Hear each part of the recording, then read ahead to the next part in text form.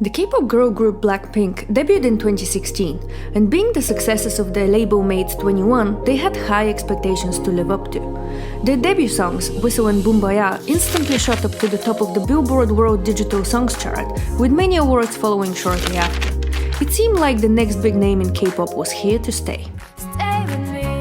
But naturally, with their popularity growing, so did the variety of opinions and critique. Many started talking about the formula, a blueprint the girls and their production team followed for every comeback. A particular name usually pops up, Teddy Park, Blackpink's producer and songwriter who has been involved in every title track. But despite all this, there doesn't seem to be an agreement on what said blueprint is. So today we're gonna find out whether the Blackpink formula exists, and if it does, what is it? But before we begin, did you know that Blackpink songs contained elephants? Yes, you heard that correctly, elephants. Take a listen to this.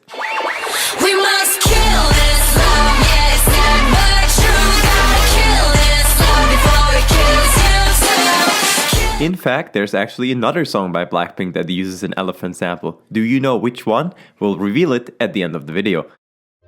Now, despite their not-so-abundant discography, Blackpink still have songs with plenty of variation, so in this video we're only studying the hard-hitting girl crush bangers, which often seem to be mentioned together.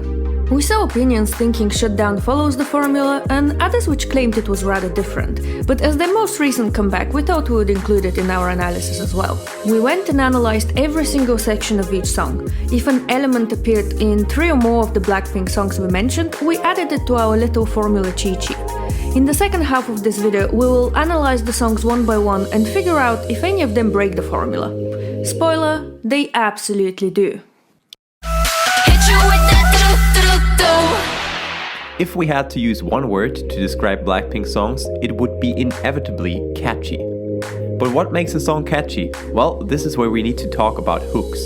A melodic hook is a short phrase which is repeated throughout the song with the intention to hook the listener, so they come back to the song for more. This phrase utilizes a small number of notes, and a good hook manages to find the right balance between being interesting enough to catch the listener's attention while being simple enough to be instantly memorable. There's a few things that you should keep in mind when approaching to write a catchy melody: simplification, contrast, and patterns. Let's say we wanted to start a new song with a sample.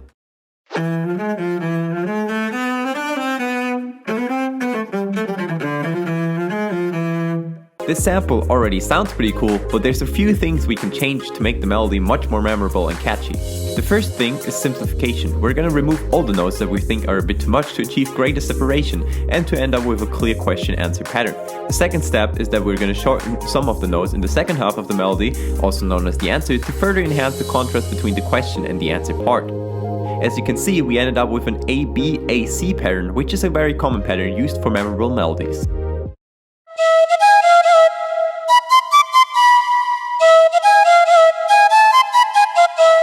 While hooks can be instrumental, they can also be part of the top line. Often, a song can have more than one hook, especially when it comes to the top line. This beat got me feeling like. As with most pop songs, K-pop included, Blackpink songs are in 4/4. The BPM is rather high, with the median sitting at 131, but often utilizing halftime. This is essentially a way of making a track feel half as fast as it actually is. And you guessed it, speaking of halftime, Blackpink do love their trap beat. And they're using some of the signature hi-hat and snare sounds of the genre, as well as the 808 bass. A statement that often pops up in conjunction with the formula statements is that all Blackpink songs follow the same structure. But what does this mean? Pop songs often follow a very similar structure. There are deviations, of course, but there is nothing wrong with following the rules, so to speak. K-pop isn't that different, with the main deviations being a pre-chorus twice the length, to give the many members a chance to shine, and a longer chorus. So how do Blackpink do it? Well, pretty similarly, to be honest. Their intros vary in length and intensity, but a constant is introducing the instrumental hook we explained earlier here. Of course, all fans know it's not a Blackpink title track without their introduction, usually their signature Blackpink in your area tag, but sometimes just their name. The verses are rap heavy, with both melodic and more aggressive raps. We should note that the second verse is often significantly different than the first one in both the instrumental as well as the top line. Pre-choruses and bridges are there to set up contrast and are rather melodic in the top line and full in the instrumental. Often these are the only sections in the song that use a chord progression. The second pre-chorus is usually slightly different from the first one for that extra spice. These sections also contain a build-up towards the end, which leads to the anticipated drop chorus. Mostly instrumental, it often alludes to the intro, but with much harder hitting instrumental. They contain the instrumental hook and often, if not always, a vocal hook as well.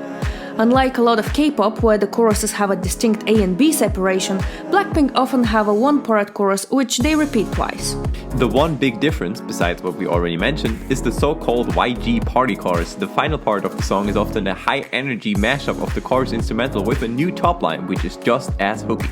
This top line is often made out of onomatopoeia, which increases the singability factor and in many cases follows the initial hook melody or plays around it.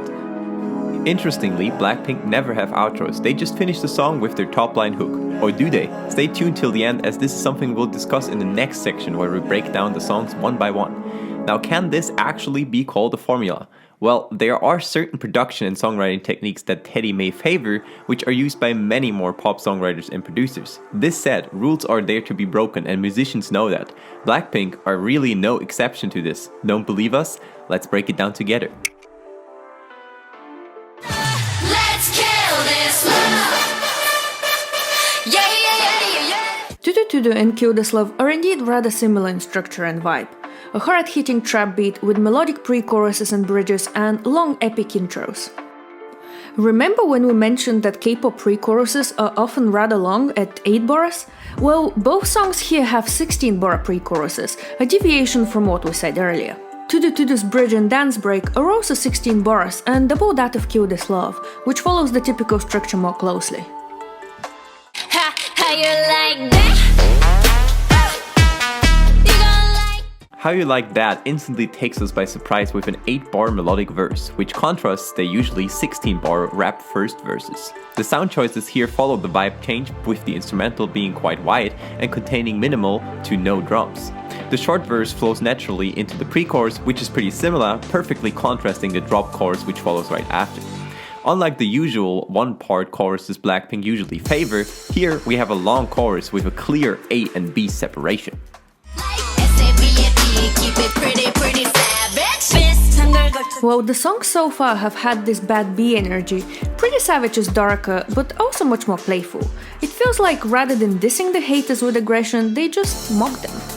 We mentioned that verse 2, while still a rap one, often differs drastically from verse 1. Well, not in this song. There are variations in the instrumental, however the top line melody is the same as in verse 1, verse 2 is just half in length.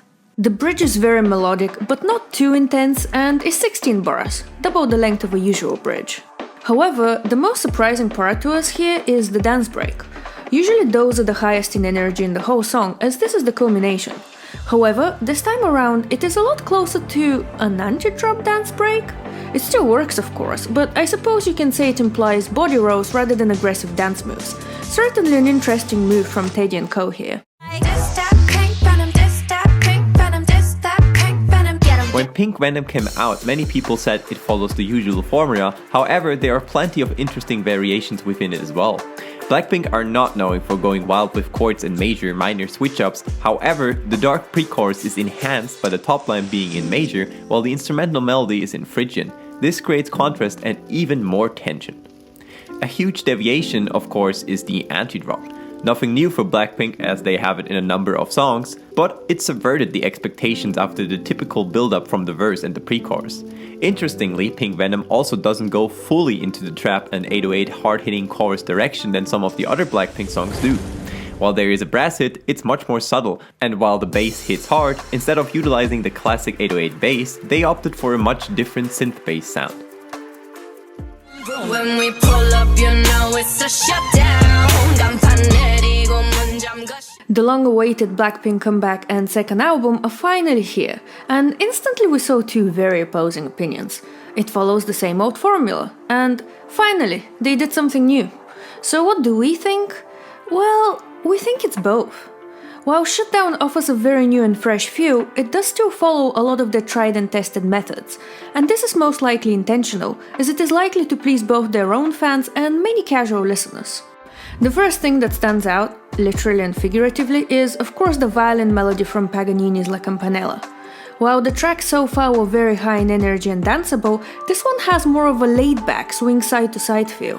Why is that? Well, the original piece is in 6/8, and the Blackpink title follows that. This, combined with the lower than usual BPM, gives the whole song an entirely new flavor while retaining many of the familiar elements. Once again, we have rap verses. However, while until now we were met with contrast in the pre-chorus, what we have this time is more of an extension of the verses. The top line here builds on the verse top line by being more of a singy rap rather than being very melodic. In fact, this can be said about the whole song, which is very grounded in the trap violin sound and never really goes anywhere else.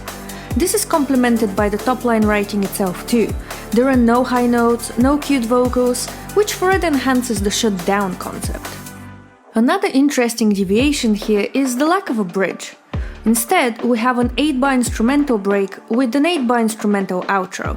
We decided to call it an outro as it very strongly alludes to the intro with the Blackpink in your area chants, combined with the lyrics which strongly imply an end of an era, and even the music video imagery of the girls walking away and up in the elevator, we could deduce that this is not only a song outro, but an outro to this whole era.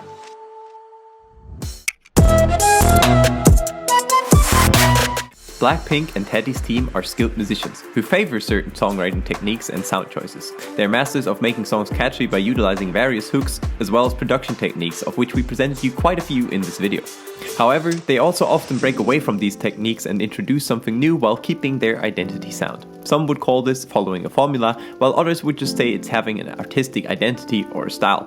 What do you think? Let us know in the comments down below. And nope, we didn't forget about the elephants. Have you figured out which other Blackpink song uses an elephant sample? We are about to reveal it. And if you want to know more about anti-drops, a common technique also being used in many Blackpink songs, then definitely go and check out this video.